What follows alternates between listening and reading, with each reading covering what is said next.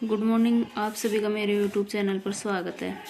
मैं आज आपको जौ की बिजाई की संपूर्ण जानकारी देती हूँ। किस तरह से ज़मीन को तैयार करें और कौन सा बीज लें, किस तरह से बुआई करें, यही संपूर्ण जानकारी इस वीडियो में दे रही हूँ। यह है खाद व खेड़ने की जुगाड़। इससे जो खेत के अंदर गोबर वगैरह डालते हैं उसको ये इस तरह से भी खेर देता है। पहले है लोग हाथों से भी खेरा करते थे, जैसे फावड़े वगैरह, दंताली वगैरह लेकर, लेकिन अब ये मशीनें आ गई, इनसे आसानी से गोबर इस तरह से भी खेरा जाता है। खाद जो गाय भैंस की गली सड़ी खाद होती है वो है ये, जो इस तरह से 2-3 दिन का काम है, कुछ घंटों में हो जाता है इस तरह से।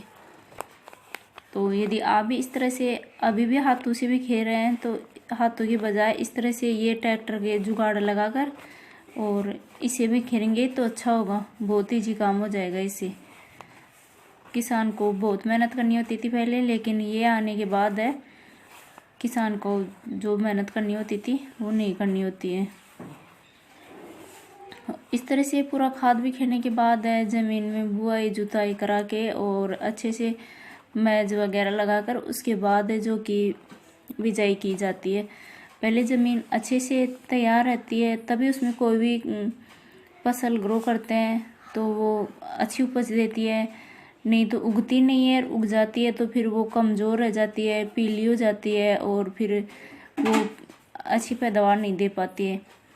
इसलिए सबसे पहले ज़रूरी है ज़मीन में अच्छे से खाद वगैरह डालकर और फिर उसकी अच्छे से बुआई जुताई करवा के उसके बाद ही फसल ग्रो करनी चाहिए। चाहे कैसी भी फसल हो, जब ज़मीन अच्छी उपजाऊ होगी तभी अच्छी पैदावार देगी। तो इस तरह से हमने हमारे खेत के अंदर खाद डालकर और उसको भी खिलवा कर और रेडी कर रहे हैं। और हमने मंगाई है थोड़ी मुर्गी की बीट होती है वो, जिससे अच्छी फसल दुगनी पैदावार देती है। ये देखिए, यह है मुर्गी की बीट। इसको भी हम खेत के अंदर भी खेरेंगे, इसको गमले से भी खेरना होता है। इस तरह की होती है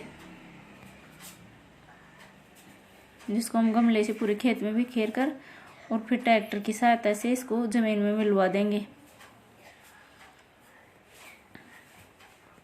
ये फसल ग्रो करने से पहले का पूरा प्रोसेस है, उसके बाद ही फसल ग्रो की जाती है। ये देखिए, हमने पूरे खेत में इस तरह से ये मुर्गी की बीट है बिखेर दी है। ज़मीन बिल्कुल काली दिखाई देने लग गई है खाद की वजह से।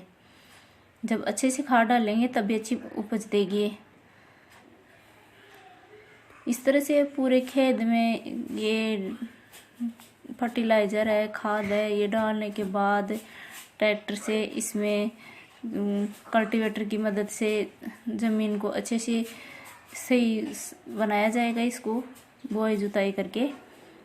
उसके बाद जो कि उन्नत किस्म बताती हूँ, कौन कौन सी किस्में होती हैं इसकी। जैसे करण 201 है, करण 231 है और 264 है, DWRB 92 है, DWRB 160 है, RD 2907 है। इस तरह की इसकी काफ़ी किस्में हैं जो आप खेत में ग्रो कर सकते हो और इनसे अच्छी पैदावार ले सकते हो और अच्छे इसका मुनाफा भी ले सकते हो। ये खाद बिखेरने के बाद इसमें अच्छे से हमने मैज वगैरह लगाकर और इसको रेडी कर रहे हैं इस तरह से। तो आप भी इस तरह से अपने खेतों को ढंग से पहले तैयार करना, उसी के बाद इसमें कोई भी फसल ग्रो करो वो करना। जब ये ज़मीन रेडी रहेगी पहले से, इसमें 4-5 बार ट्रैक्टर निकल जाएगा। इस तरह से एक हैरा पिलाओ हल इस तरह से निकलवा दोगे, उसके बाद अच्छे से फर्टिलाइज़र डालकर और फिर कोई भी फसल ग्रो करोगे तो अच्छा उसमें ग्रोथ रहेगी और अच्छी पैदावार भी मिलेगी। तो ये पूरा इसका पहले का प्रोसेस है, जब इसमें बिजाई होने से पहले का ये टाइम है बिजाई का। सबसे बढ़िया टाइम है जो कि बिजाई का, जब अक्टूबर का एंड रहता है और नवंबर का फर्स्ट, उसी के अंदर जो कि बिजाई करना बेस्ट टाइम रहता है। तो इसमें बिजाई कर देनी चाहिए, यही 4-5 दिन के अंदर। बाद में करेंगे तो वो है आगे सर्दियों में अच्छा नहीं रहता है फसल के लिए, ये जल्दी निकल भी जाती है। इस टाइम की ग्रो की गई, नहीं ठंड ज़्यादा पड़ने लग जाती है तो वो निकल नहीं पाती है जल्दी। इस टाइम जो ग्रो कर रहे हैं वो बेस्ट टाइम है। अभी गेहूं के बिजाई में थोड़ा टाइम है, पहले जौ की बिजाई कर लेनी चाहिए। ये लिया है हमने DWRB 92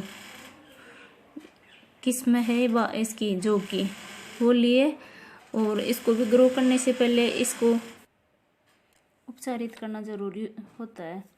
तो मैं ले रही हूँ इसके लिए फफूंदनाशक व कीटनाशक पिप्रोनिल लिक्विड, जो इसके अंदर 5 किलो जौ के अंदर 5 ml पिप्रोनिल डालकर और फिर इनको उपचारित किया जाएगा, जिसे जो ग्रो होंगे उस टाइम इसमें कीड़ा लगने की, लट लगने की शिकायत होती है वो नहीं होगी। ये देखिए, ये है पिप्रोनिल 5% ऐसी, ये लेकर और इनको उपचारित करें, जिसे पौधे की जड़ों के अंदर जो ब्लैक मुंह वाली लट होती है वो नहीं आएगी और जड़ काली होकर कटती है, प्लांट जल जाता है, वो प्रॉब्लम नहीं होगी फफूंद की।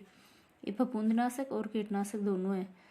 तो इनको इस तरह से आप किसी भी पाल वगैरह पे बिछाकर इस तरह से, और इनके अंदर जो भी आप उपचारित करने के लिए दवा ले रहे हो वो लेकर इनको अच्छे से मिक्स कर लेना चाहिए। और उसके बाद ही इनको बिजाई के लिए देना चाहिए। जब पहले से इनके अंदर इस तरह से कोई भी इंसेक्टिसाइड, फंगिसाइड ये डालकर फिर इनको उपचारित करके ग्रो करोगे तो अच्छी पैदावार मिल जाएगी आपको। जो आप जितने जो ग्रो कर रहे हो संपूर्ण जो बचे रहेंगे, नहीं तो लट वगैरह की शिकायत से या फफूंदी की वजह से काफ़ी जल जाते हैं प्लांट और फिर अच्छी पैदावार नहीं मिल पाती है। तो ये ज़रूरी है इस तरह से। तो ये 1 बीघा के हिसाब से है, 1 बीघा में लिया है हमने ये 16 kg जो है, और इसके अंदर मिला लिया है मैंने 16 kg के हिसाब से ही ये दवा। जब भी आप ये दवा मिलाओ उस टाइम आपको ग्लव्स वगैरह पहन कर ही मिलाना चाहिए, क्योंकि ये जहर होता है। जो भी इसमें इंसेक्ट वगैरह डालते, इंसेक्ट के लिए डालते हैं तो वो जहर होता है। तो इनको जब भी मिलाओ तो इस तरह से मिलाना चाहिए। आपके पास ग्लव्स न हो तो आप पन्नी होती है उसको भी लपेट कर इस तरह से और मिला सकते हो, लेकिन ऐसे बिना कुछ लगाए हाथों से मिक्स करोगे तो जहर हाथों में आ जाएगा और आपकी तबीयत भी खराब हो सकती है। इस तरह से उपचारित करने के बाद हमने डाल दिया ट्रैक्टर की पेटी के अंदर, और ये जमीन के अंदर दोबारा से इस तरह से मैज लगवा कर फिर इसमें बिजाई स्टार्ट करवाते हैं। तो ये ज़मीन अच्छी उपजाऊ हो गई है। ये इस तरह से पूरा प्रोसेस करने के बाद बिजाई होगी तो अच्छी पैदावार हो जाएगी। तो आप भी इस तरह से अपने खेत को रेडी करके और फिर बिजाई करवाना, जिससे आपको अच्छी पैदावार मिल सके। और यदि आपको मेरा वीडियो अच्छा लगे तो लाइक, शेयर एंड सब्सक्राइब ज़रूर करना, बेल आइकन प्रेस करना, जिससे आपको मेरे नए वीडियो की नोटिफिकेशन मिल सके।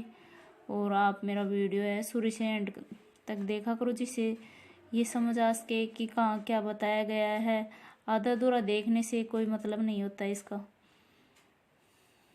ये इसमें इस तरह से पूरे में मैज लगाकर, इसको पाटा भी बोलते हैं, पाटा फेरना। तो पाटा फेरना कर देते हैं तो ये प्लेन हो जाती है एकदम ज़मीन।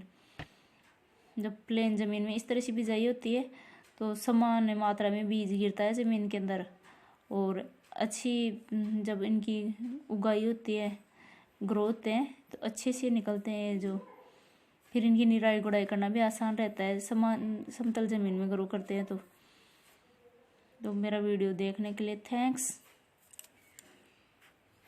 वीडियो अच्छा लगे तो लाइक, शेयर एंड सब्सक्राइब ज़रूर करना।